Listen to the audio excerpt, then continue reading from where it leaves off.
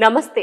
స్త్రీతత్వం కార్యక్రమానికి స్వాగతం. ఈరోజు మన స్టూడియోలో శ్రీమతి వేముగంటి సూక్తిమతి గారు మనతో ఉన్నారు. స్త్రీల గురించి ఎంతో చక్కగా వివరిస్తున్నారు కాబట్టి ఆమెను అడిగి మరికొన్ని విషయాలు తెలుసుకుందాం. నమస్తే అమ్మా, ఎలా ఉన్నారు? నమస్తే, బాగున్నామ్మా. అంటే నాకొక చిన్న అనుమానం, అంటే అది అలా అనొచ్చో లేదో చాలా మంది కోపం వస్తుందేమో కూడా ఇప్పుడు అలా అడిగితే. అంటే స్త్రీని అబల కాదు సబల అనే మాట చాలా సార్లు వింటుంటాం కదా. అంటే ఈ అబల అనే మాట ఎందుకు వచ్చిందంటారు? అసలు ఎప్పటి నుంచి వాడుకలోకి వచ్చింది? అందరు నవ్వటం కాదు, చాలా ఇంపార్టెంట్ ప్రశ్న, అడగాల్సిన ప్రశ్న. అసలు ఇది ముందు నుంచి ఇంతకుముందు మనం చర్చించుకున్నటువంటి ఒక అంశాలలో సనాతన ధర్మం నుంచి కూడా స్త్రీ సబలగానే మనం విన్నాం. అంటే ఎక్కడ కూడా స్త్రీని తక్కువ చేయలేదు సనాతన ధర్మంలో.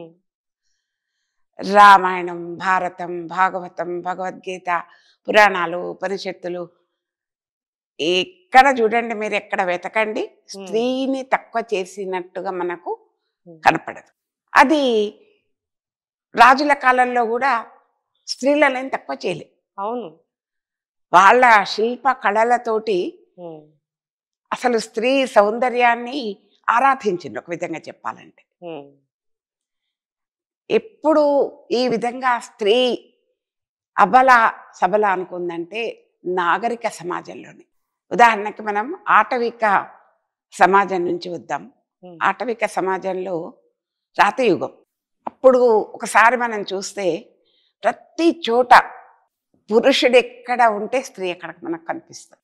అడవిలో కానివ్వండి, వేటలో కానివ్వండి, ఇంట్లో కానివ్వండి, పొలాలలో కానివ్వండి, ఎక్కడ చూసినా పురుషుడు ఒక్కడు లేడు, స్త్రీ లేనిది అసలు. అది మొట్టమొదటి నుంచి కూడా అసలు మనది మాతృత్వ సమాజం కాబట్టి స్త్రీకి ప్రాధాన్యత ఉన్నది. స్త్రీ లేనిది అసలు పురుషుడు ఒక అడుగు కూడా వేయలేదు. అసలు వాళ్ళకి ఆలోచన రాలేదు. స్త్రీ పురుషులు అనేటువంటి ఒక భేదం అనేది ఒక మన భారతదేశంలోనో, లేకపోతే మన తెలంగాణ రాష్ట్రంలోనో, లేకపోతే మన ఇరుగు పొరుగు రాష్ట్రాల్లోనూ కాదు. ఇది సృష్టి అంతటా ఉండేది. అంతేకాకుండా ఒక మానవునికి మాత్రమే సంబంధించింది కాదు ఇది. క్రిమికి కీటకాదులలో, జంతువులలో, వృక్షాలలో, పక్షులలో ప్రతి చోట స్త్రీ పురుష, మగ ఆడ అనే భేదం ఉంటే లేదంటే సృష్టి లేదు. అంటే ఇక్కడ మనకు అప్రస్తుతం అనిపించినా కూడా చెప్పుకోక తప్పదు. ఎందుకు అంటే మనం ఒక సమస్య వచ్చినప్పుడు దాని గురించి మనం ఆలోచించాలి. తొందరపడి ఏదో వెనకటిది అది వాళ్ళు అట్లా అన్నారు ఇట్లా అన్నారు అనేది అనకూడదు. అది రుజువులతో సహా మనం దాన్ని మనుషులం కాబట్టి మనకు జ్ఞానం ఉంది, మనకు మేధస్సు ఉంది. అంతేకాకుండా మనకు విజ్ఞాన భాండాగారాలు ఉన్నాయి, వేదాలు ఉన్నాయి, స్మృతులు ఉన్నాయి, అన్నీ ఉన్నాయి. మనం తెలుసుకోవాలి ఎక్కడైనా ఉందా స్త్రీ అబలత్వం అనేది. శారీరక నిర్మాణ శాస్త్రం ఉంది, అందులో కూడా ఇక్కడ కూడా వర్ణించలేదు. స్త్రీ అబల అనేటువంటి ఒక పదం మనకు కనపడదు. మనం జంతువులు, వృక్షాలు ఎందుకు అంటున్నామంటే అవి కూడా ఒక ప్రాణులే, వాటిల్లో కూడా ఆడ మగ భేదం ఉంది. ఈ జలచరాలన్నీ సూక్ష్మమైనటువంటి ఒక జలచరాలలో కూడా ఆడవే పెద్దవి ఎక్కడ చూసినా కూడా. ఇప్పుడు ఉదాహరణకు ఒక పక్షి జాతిని చూద్దాం. కాకి పక్షి చూస్తే కాకి ఆడకాకి కంటే మగ కాకి చిన్నగా ఉంటదట. అంటే ఆకారంలో అంటున్నారు. ఆకారమును సామర్థ్యంలో కూడా అవి కూడా ఎప్పటికీ శ్రమిస్తాయి. సామర్థ్యంలో శ్రమ విభజనలో అసలు భేదమే లేదు. ఇది మనకు అప్రస్తుతం అనిపించకూడదు. ఎందుకంటే జంతువుల సృష్టి ధర్మాలు అవన్నీ. వాటన్నిటికి ఇచ్చినాక మనకెందుకు ఇస్తాడు భేదం? సృష్టిలో దోమలు ఉన్నాయి. దోమ చిన్న మగ దోమ అసలు చాలా సూక్ష్మంగా, అంటే మనకు గోచరం కాకుండా మన కంటికి కనపడనంత చిన్నగా ఉంటుందట. దానికి ఆయుష్ కూడా చాలా తక్కువట. కోకిల ఉంది, కోకిల జాతిలో, పక్షి జాతిలో ఈ రెండు మగ ఆడ రెండు ఈక్వల్గా ఉంటాయట. అంటే పని సామర్థ్యంలో కానీ వాటి ఆకారంలో కానీ. ఈ పాకేటువంటి ఒక అవి ఉంటాయి కదా, అంటే బల్లులు, ఉడతలు, అవి కూడా ఆడవే పెద్దగా ఉంటాయట. ఒక్క ఆకారం కాదు, అన్నిట్లలో ప్రతి దాంట్లో కూడా. కొన్ని చేప జాతులలో కూడా ఆడవే పెద్దగా ఉండి అవే ఎక్కువగా ఆహారాన్ని సమకూర్చుకుంటాయట వాటంతట అవి.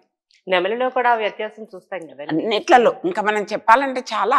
మరి పక్షులు, పశువులలో మాత్రం మగవే. పశువులు ఒక్కటి మాత్రం మగవి వాటికే ఆధిక్యత ఎక్కువ ఉంటుంది, ఎక్కువ భాగం. అదే విధంగా రాత యుగంలోకి వస్తే స్త్రీ పురుషులకు అసలు భేదం లేదు. ఆహార ఉత్పత్తి చేయాలనే ఆలోచన వచ్చింది కూడా స్త్రీకి. వాళ్ళు ఉదాహరణకి ఒక కుటుంబం ఉందనుకోండి, ఒక 10 తరాలుగా వాళ్ళు చాలా మంచి పేరు తెచ్చుకున్నారు. వాళ్ళు పండితులు, మేధావులు, మానవత్వం గలవారు, ధర్మాన్ని తెలిసిన వాళ్ళు, న్యాయమూర్తులు అనేటువంటి ఒక పేరు ప్రతిష్టలు సంపాదించుకున్న వాళ్ళు. తర్వాత ఏదో దురదృష్టవశాత్తు ఒక తరం చెడిపోయింది. మనం చూసినాం ఆ చెడిపోయిన తరాన్ని. ఆ వంశమే మంచిది కాదంటాం తప్పు కదా, మనం తరచి చూడాల్సిందే కదా. అందుకని నిన్నటిని మర్చిపోకూడదు. మనం నిన్నటిని మనం గుర్తుంచుకుంటే ఈరోజు బలిష్టంగా ఉంటుంది. లేదంటే నిన్న మర్చిపోయి ఇవాళ కావాలి అంటే రేపు ఉండదు, ఇంత బలిష్టంగా ఉండదు. మళ్ళీ కొత్తగా మొదలు పెట్టాలి ఈరోజు. అందుకని మనం ఏదైనా ఒక గ్రామంలో కొంతమంది, ఒక 10 మంది దుర్మార్గులు ఉన్నంత మాత్రంలో ఆ ఊర చాలా అసలు మంచి ఊరు కాదంటారు. ఆ వంశం మంచిది. ఇదంతా మనకు తెలుసుకోకపోవటమే కారణం. అయితే తెలుసుకోవటం వల్ల కాకుండా ఎందుకు జరిగింది అనేది మనం ఆలోచించాలి, అవునా? ఎందుకంటే ఇప్పుడు ఒక వంశంలో 10 మంది మంచివాళ్ళు అయినప్పుడు 11, 12, 13 ఎందుకు చెడ్డవాళ్ళు అయినారు?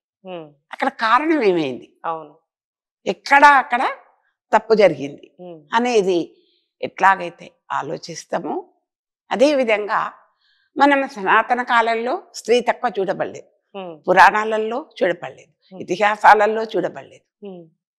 మరి ఎక్కడ చూడబడ్డది అని కనుక ఒకసారి ఆలోచిస్తే, ఎప్పుడైతే సమాజం ఆధునికతతోటి ముందుకు పోతుందో ఆ ఆధునిక సమాజంలో స్త్రీలు మాత్రమే ఆ విధంగా నిర్దేశింపబడ్డారు.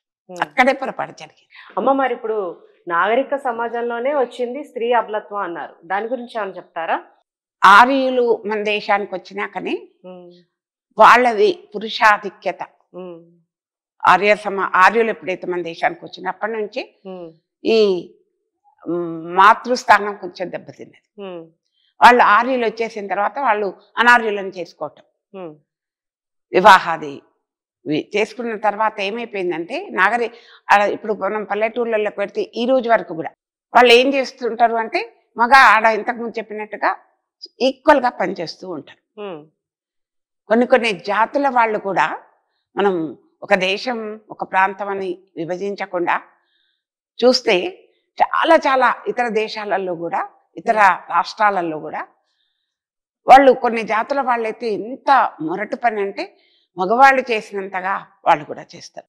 అది ఒక బరువైనటువంటి ఒక వస్తువులను ఈ వెనక పిల్లల్ని ఈపున తగిలించుకొని పెద్ద కావడి కుండలను నెత్తి మీద పెట్టుకొని మళ్ళీ ఎట్లా అంటే అది చలనం లేకుండా, అంటే మనం బరువైనటువంటి యొక్క వస్తువులను మోస్తున్నప్పుడు అప్పుడప్పుడు మనం ఆగి దాన్ని సర్దుకుంటాం. ఆ సర్దుబాటు లేకుండా కొన్ని మైళ్ళ దూరం నడిచేవాళ్ళు.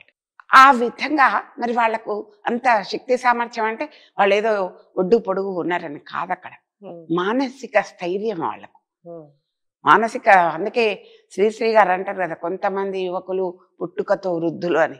అంటే ఇక్కడ ఇంత ఎత్తు లావు ఉండి 25 ఏళ్ళు ఉన్నంత మాత్రంలో వాళ్ళ ఆలోచన లేకపోతే, పని చేయాలనేటువంటి ఒక శ్రమించాలనేటువంటి ఒక అది ఆలోచన రాకపోతే ప్రతిదీ పోస్ట్ పోన్ చేస్తాడు, లేకపోతే అసలు చెయ్యడు. అక్కడ వయసుతో సంబంధం లేదు. కొంతమంది 92, 93 సంవత్సరాల వాళ్ళు కూడా ఇంకా ఎంత బాగా ఉంటారంటే అసలు మనం ఎందుకు అనిపిస్తుంది వాళ్ళని చూస్తే. అది ఎందుకంటే మనోనిబ్బరం, ఆత్మవిశ్వాసం, నేను ఇంకా చేయగలను అని నమ్మకం, వాళ్ళ మీద వాళ్ళకి నమ్మకం.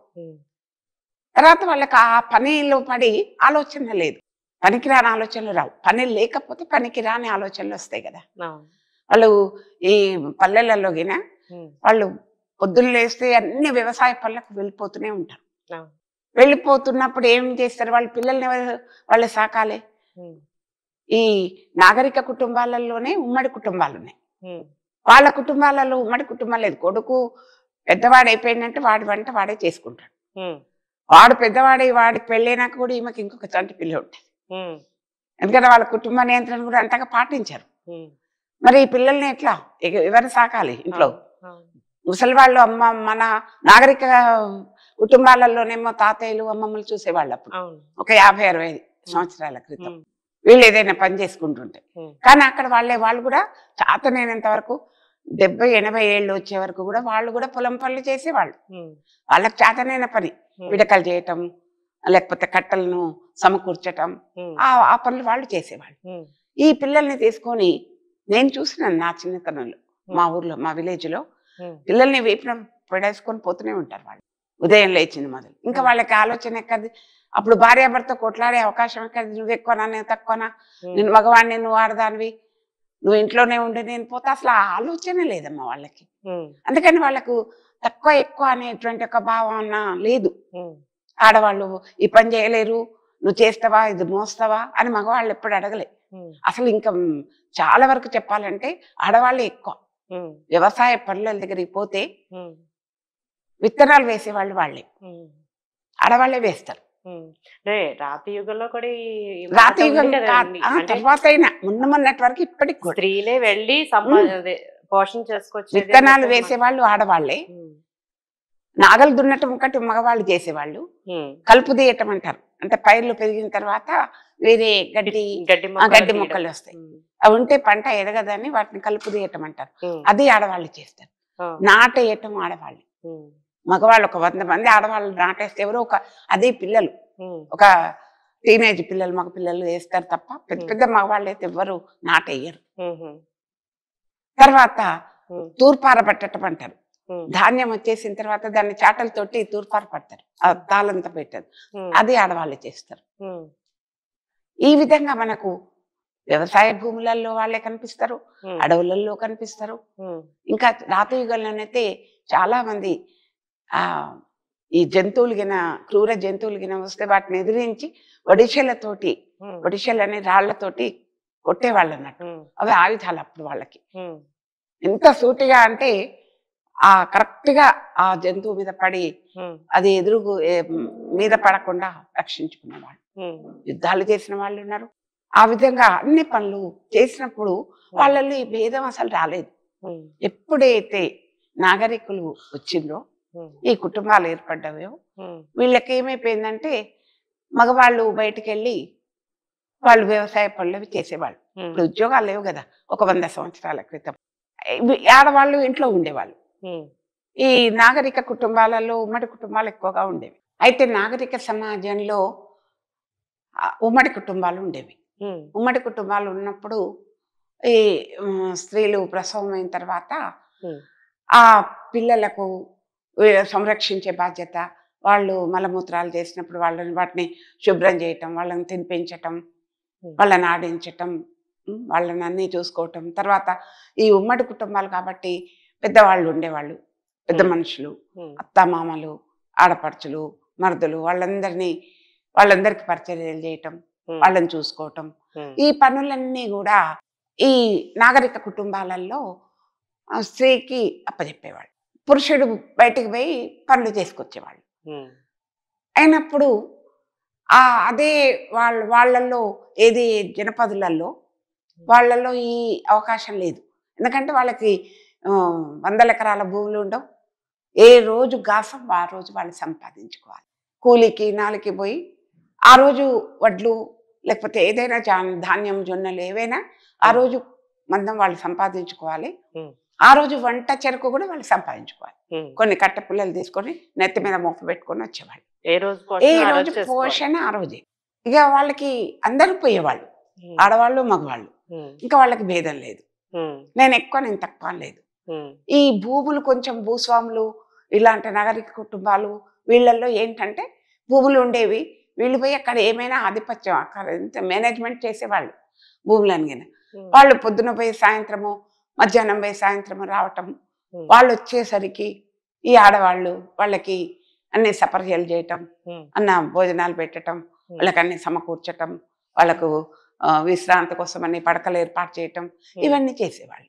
ఉమ్, చేసి ఆ విధంగా రాను రాను వాళ్ళల్లో ఏంటంటే ఒక పురుష ఆధిక్యత పెరిగిపోయింది. ఉమ్, మేము పురుషులం బయటికి పోయి వస్తున్నాం, వీళ్ళకేం సంపాదన లేదు కదా, ఊరికే తిని కూర్చుంటున్నారు అనే ఆలోచన వాళ్ళల్లో వచ్చింది. పురుషాధిక్యత ఉమ్, వచ్చినప్పుడు మనకి వాళ్ళ అస్వస్థతగా ఉందండి అంటే, ఇంట్లోనే కదా ఉన్నావు నువ్వు, ఉమ్, ఎందుకు చేయవు నువ్వు, ఈ పని కూడా చేత కదా నీకు అని ఆ విధంగా అయ్యేసరికి ఇంట్లో వాళ్ళు కూడా పెద్దవాళ్ళు కూడా వీళ్ళను అజమాయించటం.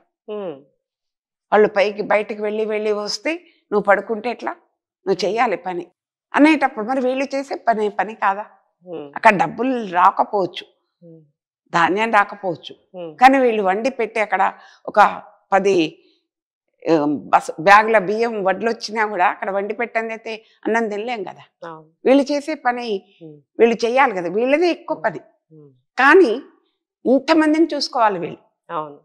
అంటే వాళ్ళు అక్కడ పని చేస్తే పూర్తయితే తెచ్చుకోగలిగితేనే వాళ్ళ పని. వాళ్ళకి కానీ ఇక్కడ తీసుకొచ్చిన తర్వాత మిగతా పని అంతా ఇక్కడదే కదా. వాళ్ళకి అసలు అక్కడ ఏం పని ఇది అక్కడ లేకపోయినా ఎవరు అడిగేవాళ్ళు లేరు. ఉమ్, ఆ చెట్ల కింద హాయిగా గొడుగులు పెట్టుకొని కూర్చొని మంచాల మీద పడుకొని వచ్చి ఉమ్, చాలా పని చేసినాం అనుకునేవాళ్ళు. ఉమ్, వాళ్ళు ఇంటికి రాగానే వీళ్ళు మర్యాదలు చేయాలి ఆడవాళ్ళు. ఉమ్, ఏమి ఇంకా వంట చేయలేదా నువ్వు, ఇంకా కూర చేయలేదా, ఉమ్, రాత్రికి నేను అన్నం తిన్నాను, ఉమ్, మా అమ్మకి అన్నం పెట్టినవా, మా నాన్నకి అన్నం పెట్టినవా, ఉమ్, మా చెల్లెళ్ళని చూసుకున్నావా. ఉమ్, ఇది ఒక 100 ఏళ్ల నుంచి ఒక 60 ఏళ్ల క్రితం వరకు. ఉమ్. అమ్మ మరి అయితే ఇప్పుడు ఈ ఇది ఎక్కడి నుంచి ఎలా మారిందో నాకు ఇప్పుడు ఒక్కసారి చెప్పండి.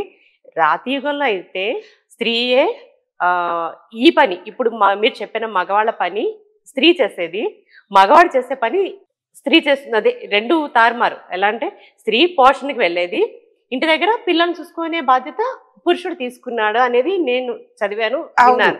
అవును, మరి ఇది అక్కడి నుంచి ఇక్కడికి ఎలా మారింది అంటే మారింది వీళ్ళిద్దరు ఎలా అంటే మార్చుకున్నారు? అదే సమాజం ఎప్పుడైతే ఆధునికతను సంతరించుకుందో అప్పుడు. ఉమ్, రాతయుగం నుంచి ఉమ్, రాతయుగంలో నుండి సమాజం ఆధునికత ఉమ్, సంపాదించుకుంది కదా. ఉమ్, ఆధునికంగా సమాజం మారుతున్నప్పుడు ఉమ్, అంటే మొట్టమొదలు నా భూమి నీ భూమి అని ఏం లేదు, ఇల్లు ఉమ్, లేదు, ఏమి లేదు కదా. ఉమ్, రాను రాను రాను రాను కొన్ని భూములు ఆక్రమించేసుకొని ఉమ్, ఈ భూస్వాములు అయినరు.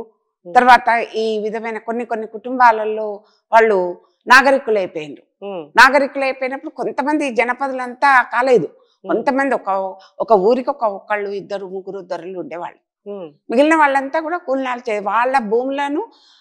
వాళ్ళ భూములను వీళ్ళు చేసేవాళ్ళు పనులు, ఉమ్, కూలి పనులు లాంటివన్నీ ఉమ్, చేసినప్పుడు వీళ్ళు రోజు కాయ కష్టం చేయాల్సిందే. ఉమ్, వాళ్ళు కేవలం అజమాయిషి మాత్రమే, ఉమ్, దాని మీద వాళ్ళు నిఘా వేసుకునే వాళ్ళు. దానిలో పండిన పంట వీళ్ళకి ఏ రోజు కూలి వాళ్ళకి ఇచ్చేసి ఉమ్, మిగిలిన పంట అంతా వాళ్ళే తీసుకునేవాళ్ళు. అందుకని ఎప్పుడు మనం ఆకాశం నుంచి వచ్చినప్పుడే నీ భూమి ఇదని ఎవరు కేటాయించలేదు కదా. ఉమ్, ఆ విధంగా వాళ్ళకి వచ్చేసినాయి. ఇంకా అది వేరే చరిత్ర, ఉమ్, ఆ భూస్వామ్య వ్యవస్థ అదంతా వేరే చరిత్ర అనుకోండి.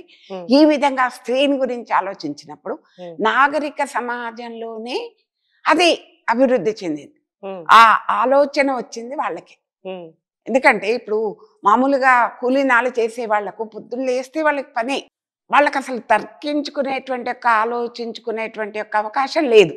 వాళ్ళకి అంత విజ్ఞానం లేదు. ఒక్క మాటలో చెప్పాలంటే తక్కువ చేయటం కాదు ఇక్కడ. ఇప్పుడు జంతువులు మనం ఇంతకు ముందు అనుకున్నాం, జంతువులు ప్రకృతి ఏ నియమాలను నిబంధిస్తే అవే నియమాలను పాటిస్తున్నాయి ఈ రోజు వరకు. ఎందుకంటే వాళ్ళలో మేధాశక్తి లేదు కాబట్టి. మరి వీళ్ళు కొంచెం విద్యావంతులు అవుతున్నారు, వీళ్ళకు చదువులు వస్తున్నాయి, కొన్ని పుస్తకాలు అక్షర జ్ఞానం వచ్చి పుస్తకాలు చదువుకుంటున్నారు. అలాంటి సమయాలలో వీళ్ళల్లో మొదలైపోయింది అన్నట్టు అహంకారం, పురుషాహంకారం. అయినప్పుడు స్త్రీ తనకు తను మదన పట్టం మొదలు పెట్టింది. మదన పడ్డది, వెనక్కి తగ్గింది అనాలా? వెనక్కి రెండు ఒకటే దాదాపు.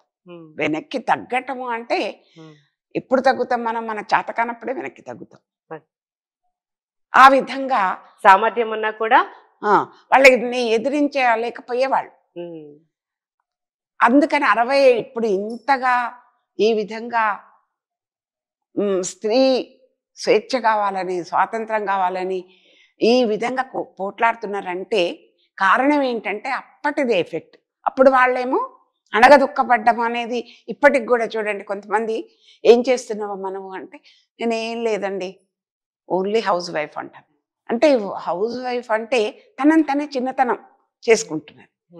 ఆ విధంగా వంటింటి కుందేళ్ళనే వర్డ్ రావటం, అన్నం వండితే నామోషి అనుకోవటం, పిల్లల్ని సాస్తే నామోషి అనుకోవటం, ఆ విధంగా వచ్చింది సమాజంలోకి. స్త్రీకి స్వేచ్ఛ లేదనేది నిజంగా కూడా లేదు, అబద్ధం కాదు అది. అప్పుడు చాలా నలిగిపోయిండ్రు. ఆ విధంగా అణగదొక్కేసరికి పురుష అహంకారం ఎక్కువైపోయింది. కానీ అన్ని జాతులలో మాత్రం కాదు ముమ్మాటికి. ఇప్పుడు మీరు ఇప్పటికి కూడా అంటే ఇప్పుడంటే చాలా యంత్రాలు అవన్నీ వచ్చేసినాయి అనుకోండి, చాలా మిషనరీస్ వచ్చి వ్యవసాయ భూములను కూడా ఆడవాళ్ళు చేస్తున్నారు. ఇప్పుడు వ్యవసాయం చేస్తున్నారు. ఇప్పుడు ఏ రోజైనా ఇప్పుడు మిషన్లు వచ్చినాయి కాబట్టి తగ్గిపోయింది. వాళ్ళు కూడా టీవీ సీరియల్స్ అవి ఇవి చూడటం మొదలు పెట్టింది. టైం ఉంది కదా, టైం ఉండొద్దండి మనిషికి. మంచి పనిలో బిజీగా ఉండాలి, ఆ పని కూడా మంచి పని ఉండాలి. ఇప్పుడు విలేజ్లలో కూడా ప్రతి ఇంటింటికి టీవీ, ప్రతి వాళ్ళ దగ్గర ఫోన్లు, అవే చూస్తున్నారు, యూట్యూబ్లు అవి ఇవి. పనులు ఎక్కడ లేవు, పనులు లేవు. ఇంకా ఏం కావాలి? పైసలు ఫ్రీగా కావాలి. ఎందుకంటే ఇవాళ రేపు చాలా ఉన్నాయి కదా, పైసలు ఖర్చు తక్కువ ఆదాయం ఎక్కువ. ఎలా ఆ విధంగా అయిపోయింది తప్ప ఎప్పుడు కూడా నా ఆలోచన ప్రకారం అయితే ఆధునిక కాలంలోనే సమాజం ఎప్పుడైతే ముందుకు పోతుందో అది కూడా నాగరిక కుటుంబం నుండే ఈ స్త్రీ తక్కువ అనేటువంటి ఒక భావం వచ్చింది. అమ్మా, అంటే ఇప్పుడు మీరు చెప్పిన దాన్ని బట్టి చూస్తుంటే ఈ స్త్రీ పురుష భేదాలు అనేది ఏర్పడిందంతా నాగరిక యుగంలోనే వచ్చిందని మీరు చెప్తున్నారు. అంటే పని నిర్వహణలోనా, అంటే ఇంకే కారణం చేత అంటారు? పని నిర్వహణలోనే. ఎందుకంటే నేను డబ్బులు బయటికి మగవాడైతే వెళ్ళినప్పుడు నాగరిక కుటుంబాలలో నేను పని చేస్తున్నా, నువ్వు ఇంట్లోనే ఉన్నావు కదా, 4 గోడల మధ్యనే ఉన్నావు కదా, గేట్ దాటి బయటికి రావటం లేదు కదా, నీకేమి పని లేదు, నేను సంపాదిస్తున్నా, నీకు సంపాదన లేదు. ఇప్పటికీ కూడా మనం చాలా మంది తిని ఇంట్లోనే కూర్చుంటున్నాం అని ఈ రోజు వరకు కూడా మనం వింటుంటాం. ఎవరైనా అందరూ జాబ్స్ చేయట్లేదు కదా, ఒక 50% ఇంకా ఉన్నారు మన దగ్గర. ఉన్నప్పుడు వాళ్ళు మగవాళ్ళు రాగానే వీళ్ళు ఏదైనా ఏ అస్వస్థతనో ఏ కారణం వల్లనో ఏదైనా చేయలేకపోతే ఇంట్లోనే ఉన్నావు కదా, నువ్వు ఆ మాత్రం చేయలేవా, నువ్వు తిని కూర్చోవటమే కదా, నీకేం పని ఉందన్నాను అనటం నేను విన్నాను. అది చాలా తప్పు. ఆ మాటలతోటే అంటే ఇప్పుడు వాళ్ళల్లో అది కనపడదు మనకు. రాత యుగంలో కానీ ఈ అధునాతన కాలంలో కానీ ఇప్పటికీ మేము మా ఊరికి గ్రామాలకు వెళ్తూ ఉంటాం, చూస్తూ ఉంటాం వాళ్ళను. వాళ్ళల్లో ఎప్పుడు కూడా స్త్రీ ఎప్పుడు తను ఎంత పని చేసినా పురుషుణ్ణి తక్కువ చేయరు, పురుషుడు కూడా స్త్రీని తక్కువ చేయడు. వాళ్ళు అన్యోన్యంగా ఉంటారు. ఎందుకోసం అంటే వాళ్ళకి వ్యత్యాసం లేదు. మనం జ్ఞానవంతులం కాబట్టి ఈ జ్ఞానంతో మనకు వ్యత్యాసాలు ఏర్పరచుకొని మనకున్నటువంటిది అంతా మొత్తం సమాజాలకే మోపుతున్నాం. కానీ అట్లా కాదు. మనం ఈ డబ్బులు సంపాదించేటప్పుడు ఉద్యోగాలు, అప్పుడేమో భూములు పంటలు అవి, ఇప్పుడు ఉద్యోగాలు చేస్తున్నారు కదా ఆధునిక యుగంలో. ఉద్యోగాలు చేసినప్పుడు ఇంకా వీళ్ళు అప్పుడు అణచబడ్డప్పుడు, ఇప్పుడు ఉదాహరణకు ఉండండి, మీ మదర్ ఉన్నది, మీ ఏజ్ వాళ్ళు ఉన్నారు, మీ మదర్ చాలా సఫర్ అయింది ఉమ్మడి కుటుంబాలలో. అప్పుడు మీరేమవుతారంటే, మా అమ్మ చాలా కష్టపడింది కదా, నేను ఇప్పుడు కేర్ చేయొద్దు ఎవరిని, మా అమ్మలాగా నేను ఉండొద్దు. సహజం కూడా కదా, అది వచ్చేస్తుంది. అది తప్పు కూడా కాదు. మీ అమ్మకి అదే దృష్టి ఉంటది, నేను కష్టపడ్డట్టు నా కూతురు పడకూడదు. నేను పడ్డది చాలీగా, నేను చాలా అజ్ఞ అనుభవించిన, నా కూతురు చదువుకున్నది, నేను చదువులేక అనుభవించిన, నా కూతురు చదువుకున్నది ఉద్యోగం చేస్తుంది, బయటకు వెళ్తుంది, అది మంచిగా స్వతంత్రంగా స్వేచ్ఛగా ఉండాలి, నాలాగా సఫర్ కావద్దు అని ఆమె కోరుకోవటంలో తప్పలేదు. మీరు ఈ విధంగా కోరుకోవటంలో తప్పలేదు. ఇప్పుడు కూడా మనం చేయాల్సింది నాగరిక సమాజంలోనే, నాగరిక కుటుంబాలలోనే విద్యావంతులైనటువంటి వాళ్ళే, విద్య నేర్చుకున్నటువంటి వాళ్ళే ఈ సవరణలు చేసుకోవాలి. అది లేని వాళ్ళకి అవసరమే లేదు పల్లెలలో. ఆ విధంగా మనం అండర్స్టాండింగ్ లేక దాన్ని మనం చాలా ఒక గోరుతో పోయేదాన్ని గుడ్డలతో తెచ్చుకొని ఉమ్, దాంతో మనం సఫర్ అవుతూ ఉమ్, మనం అభిప్రాయాలను వ్యాసాల ద్వారా ఉపోద్ఘాతాల ద్వారా ఉమ్, కథల ద్వారా వ్యక్తపరుచుకుంటున్నాం. వ్యక్తపరిచి ఉమ్. లేని వాళ్ళకు కూడా ఆ సీరియల్స్ పరిస్థితిని అది గుర్తు చేస్తున్నాం. సీరియల్స్ కూడా అంతే కదా. అవును. ఆడవాళ్ళని తక్కువ చేసుకోవటం అట్లా కాకుండా ఆహా, ఆడవాళ్ళు తక్కువ చేయడం కాదు, విలన్ కూడా చేస్తున్నారు. అది ఆ విధంగా కాకుండా మనం నిజాన్ని అర్థం చేసుకోగలిగితే ఉమ్, ఒకసారి ఇవన్నీ చదివితే ఉమ్, చదవాలమ్మా, పుస్తకాలు చదవాలి. ఉమ్, మన పూర్వపు పరిస్థితులు తెలుసుకున్నప్పుడు ఉమ్, మనం అంత ఫ్రీగా మాట్లాడలేము. ఉమ్, తెలిసి తెలియని వాళ్ళు ఎక్కువ మాట్లాడతారు. ఉమ్, మీరు చూడండి, మేధావులు జ్ఞానులు వాళ్ళు చాలా తక్కువ మాట్లాడతారు. ఉమ్, అసలు వాళ్ళు ఎంత అంటే మనం ఒక్కొక్క అవసరం లేనప్పుడు సైగలతోటే వాళ్ళు కానిస్తారు. మరి మౌనం కలహం నాస్తే అనో, లేదంటే వాళ్ళ ఎదుటి వాళ్ళ ప్రశ్నలకు జవాబులు చెప్పలేకనో. ఉమ్. ఎందుకంటే ఎప్పుడైనా ప్రశ్నించే వాళ్ళు అజ్ఞానులు, వినేవాడు జ్ఞాని అని అంటారు కదా. ఆ విధంగా మేధావులు ఎవ్వరు కూడా డిస్కషన్ చేయరు. ఎందుకంటే వాళ్ళు పుస్తకాలు చదువుతూ ఉంటారు. ఏ నిమిషం దొరికినా మన ప్రాచీన గ్రంథాలన్నీ చదవాలి. ఏ డౌట్ వచ్చినా మనమే నిర్ణయించుకొని మన చుట్టూరా ఉన్న పరిస్థితులను మాత్రమే చూసుకొని మనం ఒక నిర్ణయానికి రాకూడదు కదా. మనం అన్నీ చర్చించుకోవాలి, అన్నీ చదవాలి, అన్నీ తెలుసుకోవాలి. అప్పుడే ఒక మాట మాట్లాడుతుంది. ఎందుకంటే ఇవాళ రేపు ఒక మాట మనసులో అనుకున్నా బయట ప్రపంచానికి మొత్తం తెలుస్తుంది. అరచేతిలోనే ఉంది కదా మొత్తం ప్రపంచం. అరచేతిలో సెల్ ఉంది, సెల్లులో ప్రపంచం ఉంది. అందుకని మనం ఏది కూడా నోరు జారేటట్టు లేదు. జ్ఞానంతో మాట్లాడటమే తప్ప మనం ఇష్టం వచ్చినట్టుగా మాట్లాడకూడదు. పరిస్థితులను అర్థం చేసుకోవాలి, స్త్రీతత్వాన్ని కాపాడుకోవాలి. స్త్రీతత్వంలో చాలా చక్కటి విషయాలు అంటే అందరికీ అర్థమైన విధంగా చక్కగా వివరించారమ్మా. ధన్యవాదాలు. చూస్తూనే ఉండండి 6 టీవీ, సామాన్యుని ఆరో ప్రాణం.